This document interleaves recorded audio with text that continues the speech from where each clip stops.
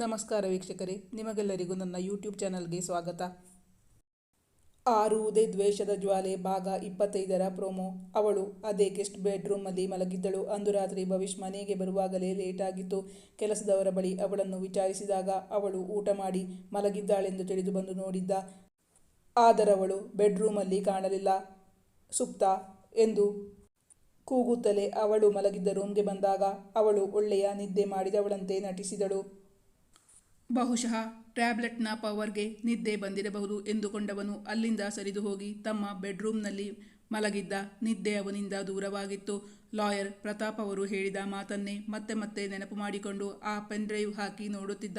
ಒಂದೆರಡು ಬಾರಿ ಅಲ್ಲ, 3-4 ಬಾರಿ ನೋಡಿದ. ಪ್ರತಾಪ್ ಅವರು ಹೇಳಿದಂತೆ ಆ ಮುಖ ಸರಿಯಾಗಿ ಕಾಣುತ್ತಿಲ್ಲ. ಮುಖವನ್ನು ಕವರ್ ಮಾಡಿಕೊಂಡಿದ್ದಾರೆ. ಆ ಕೈಯಲ್ಲಿ ತಾನಂದು ತೆಗೆದ ಅದೇ ಚಿನ್ನದ ಬಳೆ. ಆ ಬಳೆ ನಿಂತ ಜಾಗದಿಂದ ತುಸು ಹಿಂದಕ್ಕೆ ಉದ್ದಿನ ಬೇಳೆ ಗಾತ್ರದ ಕಪ್ಪಗಿನ ಹುಟ್ಟು ಮಚ್ಚೆ ಇದೆ. ಆ ಕೈಯಲ್ಲಿ ಯಾರೋ ಉದ್ದೇಶಪೂರ್ವಕವಾಗಿಯೇ ಅವಧಿ ಮುಗಿದಿರುವ ಔಷಧಿಯನ್ನು ತನ್ನ ತಂದೆಗೆ ಕೊಟ್ಟು ಅದರಿಂದಾಗಿ ಅವರ ಆರೋಗ್ಯ ಏರುಪೇರಾಗಿ ಸಾಯಬೇಕು ಎಂಬ ಕಾರಣಕ್ಕಾಗಿಯೇ ಉದ್ದೇಶಪೂರ್ವಕವಾಗಿಯೇ ಕೊಲೆ ಮಾಡಿದ್ದಾರೆ.